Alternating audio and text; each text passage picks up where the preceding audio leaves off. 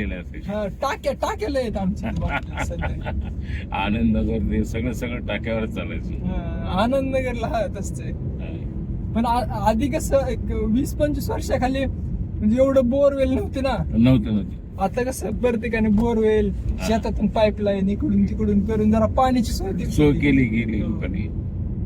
नाहीतर उन्हाळ्यात ना अरे विचारायचंच काम नाही. लय बेकार हाल ते आमच्या परमार्थ तिथं बोर होता. हा, तिथं कसं तरी तासाना आपलं ते हापसून पाणी काढायचं. हापसे ना. हा आता आमची तर होतं हापस, हा. पण ते आता बंद झालं म्हणजे काळानं, नाही का असं. ते सगळं एरिया रामलिंग वगैरे सगळं फिरलेलं. हा. आता हातला देवीला पण चांगलं बनवले आता. हो का? हो. तर बाजूला ओपन चिंबी नाही का असं झाड बिड हातलाही जरा सांभाळले. ते घोळवेवाडीचे घोळवे माझे मित्र होते. हा त्यानंतर ते पांगरीचे एक रामदासी म्हणून होते. हा, पांगरी. ते बार्शी रोडला हो. असं ते येरमाळ बार्शी रोडला असं. हा. ते म्हणजे आता इकडे एक लातूर रस्ता आहे, तो एडशीवरून इकडे जाणारा. हा हा. एक बार्शी रस्ता आहे. हो, बारशे बरोबर. हा. आणि एक ते मधातच ते वैरागकडे जातो. छोटस गाव आहे, म्हणजे एक तुळजापूरकडे आहे आणि एक छोटस गाव आहे बघते बस स्टँडच्या पाठीमागून जाणार रस्ता. सांजाकडे जातो. सांजाकडे जा. तो बॅक साईडचा रस्ता ना, तो सांजाकडे जातो. आता अशा गावामध्ये का आता आमच्यासारखे रिकाम टेकडे सुद्धा पुण्यातच राहायला लागले आता. हा. तुम्ही काय LIC मध्येच होते आता? LIC मधून रिटायर झाले. ट्रक्शन आणि ते IT मुळे तर फ्लॅटचे रेट तर लय वाढले. तर हिंचवडी फेस थ्रीला तिकडे डोंगरात कोण घेतय आणि कोण जाते काय माहिती. तिथं कसले फ्लॅट महाग आहेत, लय महाग आहेत. कंपन्या जवळ आहे ना. हा, कंपन्या जवळ आहे सगळं, त्यामुळे सगळं जातं तसं. आणि आता काय झालं, ते मेट्रो तिथून सुटायला लागली ना. हो. त्याच्यामुळं ते भाव वाढले ते. आता तर मेट्रो आले, मेट्रोच्या जवळ ज्यांचे कंस्ट्रक्शन चालू आहे ना, म्हणजे हा. मेट्रो स्टेशन दिसते, हा. तर काय चांगली कनेक्टिव्हिटी झाली की मग लोकांना सोपं पडतं ना. मग तिथले रेट वाढतात अजून. रस्ता झाला, पैसे वाढले तिथल्या जागेचे, नाही का असं होतं. म्हणजे एखाद्या गावातून वगैरे हायवे गेला नाही का, तर गावाला किंमत येते ना लगेच. मी आता थोडेला 92 लाखाला फ्लॅट घेतला होता. तातडीला. आता त्याची किंमत 2 कोटी झाली. अरे बापरे. तिथं तुमच्या इथं किती साली घेतलेला? 2021 ला. 2020-21 ला. हो.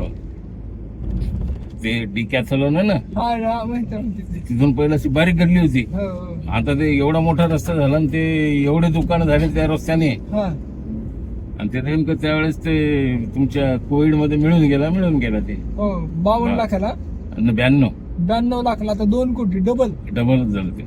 5 वर्षात डबल. कोविड मध्ये जरा मार्केट खाली आलं होतं, डाऊन होत. लोकांकडे पैसे नव्हते ना. मी म्हटलं आता हे थोडं घेऊन टाका, तर ते घेऊन टाकलं ते. रिअल इस्टेट, जमीन, खरी संपत्ती. रिअल इस्टेट म्हणण्यापेक्षा काय माहिती का, जमीनच. हो. काय रिअल इस्टेटचा भरोसा नाही. एक असा धक्का बसला की सगळं जमीन दोस्त. हो. हवेत याचं काय खरं आहे. हो. मग जमीन आहे समजा, त्याच्यावर काही पडलं तर माणूस साफ करेल त्याला. हो. याच्यात काय आहे. मग तेच की आता जमिनीला काय म्हणते, रिअल इस्टेट. रिअल इस्टेट मध्ये म्हणजे काय माहिती का, बिल्डिंग मध्ये पण आले का? बिल्डिंग सगळं झालं. रिअल इस्टेट म्हणजे शेती. कोणी काही म्हणो. रिअल इस्टेट म्हणजे कसं आहे, खरी संपत्ती म्हणजे ते तुम्ही किती एकर शेती आहे तुमच्यावर ते हे. बाकी उद्या गव्हर्नमेंटच्या मनात आलं तर हे कागद कधी बदलू शकतात ना. हो. 7 बेडच हवेतलं काय जमीन म्हणजे काय म्हणतात, तुम्ही स्वतः कसून त्याच्यातून पीक काढू शकता. बाकी सगळं जे इमटेरियल आहे त्याच्यातून म्हणजे उत्पन्न निघणंच असं सांगत नाही. चपला म्हणायला लागले, आता चपलाच्या ढीग लागायला लागलेत. पहिले चोऱ्या करत होते चपलाचे लोक. चपलाचे म्हणजे त्या आपल्या मंदिरात गेल्यावर ना.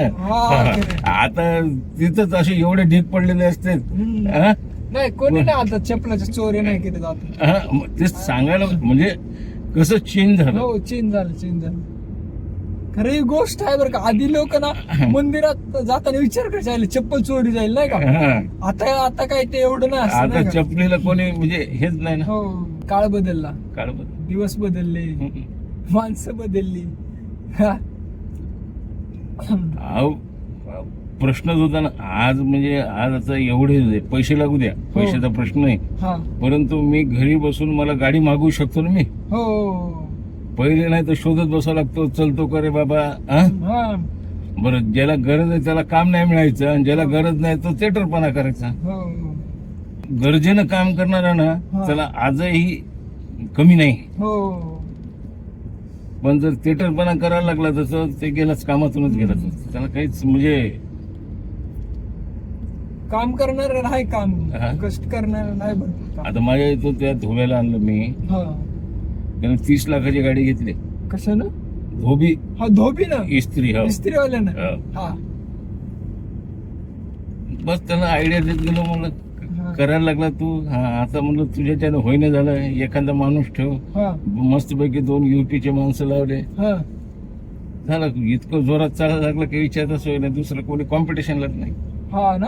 हा, वर्षभराचा मेंटेनन्स 20 लाख जाऊन तुम्हाला ₹1,00,000 जर राहिले, हो. ₹2,00,000 जर राहिले प्रत्येक गाडी मागे, हो. खूप झालं ना. हो खूप झालं. 7-8 गाड्या असल्यावर काय तेव्हा हम्म. प्रत्येक गाडी मग सगळे जाऊन ₹10,000 जरी राहिलं हा. तरी बाज झाली की हप्ता आणि म्हणा, हा, मी म्हणलं अरे maintenance ते करा. ड्रायव्हर डिझेल खात्याचे मला खाऊ दे ना, किती खाणार आहे. हा. म्हणजे हो ही एक गोष्ट आहे बरं का. ही एक गोष्ट आहे. हे विचारच करायचा नाही म्हणलं की ते खाते. हा विचार केला की तुम्हाला नाही मिळत म्हणलं. हा. तो पण खाणारच. हा. असं कोणी नाही की कोण नाही खाणार, प्रत्येक जण खाणार. मला खाऊ दे ना. तुला फक्त एकच लक्ष ठेवायचं की मला संध्याकाळी या गाडी मागं 500 मिळाले की नाही. हो. कोण आपलं टार्गेट आपण 500चं ठरलं तर ते 500 मिळाले तर जाऊ दे. कोण किती खायला लागला तो नाही विचार करायचा. हो. आता तू समजायला लागला म्हणलं, पण तसं नसतं म्हणलं. खाल्लं 1-2 लिटर डिझेल खाऊ दे म्हणलं. हा. तुला 500 मिळायला लागले ना, संपलं. हा. सिंपल गोष्ट आहे. हो. त्याला जर उद्या नाही मिळायला गेलं तो कशाला राहील तुमच्यापाशी. आणि त्याचं कारण असं आहे, मी तुम्हाला सांगतो. आता मी त्यांना मग ते उदाहरण देत असतो. म्हणलं बघा, म्हणलं तुम्ही शेतात म्हणलं ते मजूर काम करतात, तर वांग्या मिरची सोडून आणतात. तो मालक स्वतःहून म्हणते त्याला की घेऊन जा रे तुला थोडीशी भाजी. तर तो काय करतो, जेवढी गरज आहे तेवढीच तोडतो.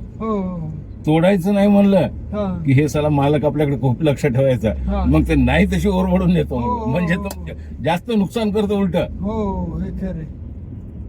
आपलं काय म्हणतो, मन सकुशल द्यावा. हा, नेरे बाबा तोडत तर तो म्हणजे काय माहिती का, जास्त तोडत नाही तो. त्या जेवढी गरज आहे तेवढीच तोडतो ते. मग तो समोरच्या अरे मालक देतो सहकुश, आपल्याला काय घ्यायचीच गरज नाही ना. गरज नाही. असं विषय होतो. घरी नेऊन तरी सडवायचीच आहे. हो सडवायची. त्याच्यापेक्षा आपलं जेवढं पाहिजे तेवढंच नाही बाबा तोडून. शिक्षण किती झालं तुमचं? माझं 12वी झालं होतं फक्त. नंतर मग मी ग्रॅज्युएशन केलं. किती मध्ये? ही गोष्ट आहे 1980ची. 1980 म्हणजे तुमचं 12वी झालं. म्हणजे तेव्हा काय एकदम टॉपचेच असतात. 12वी म्हणजे LIC जॉईन केली. LICतल्या परीक्षा देऊन डिव्हिजनल मॅनेजर मग इथूनच रिटायर झाला. म्हणजे LIC मध्ये म्हणजे सुरुवातीला काय असं? मी असिस्टंट बनवतो. हो का? नंतर मग आता डिव्हिजनल मॅनेजर म्हणून रिटायर झालो. दर 3 वर्षाला माझी बदली होती. बीड, उस्मानाबाद, लातूर, अहमदपूर, उदगीर, निलंगा, तिकडे गुजरात मध्ये जुनागड, सगळीकडे जाऊन फिरलं म्हणायचं भरपूर. आता काय नाही, आता आपला रिटायर आता बस. आता अयोध्येला जायचं, 15 दिवस राहायचं तिथं. तिकडून आलं की पिठापूरला जायचं, तिथं 15 दिवस राहायचं मस्तपैकी. आपलं भगवंताचं नाव घेत चालू द्यायचे आपलं उरलेलं आयुष्य. बस.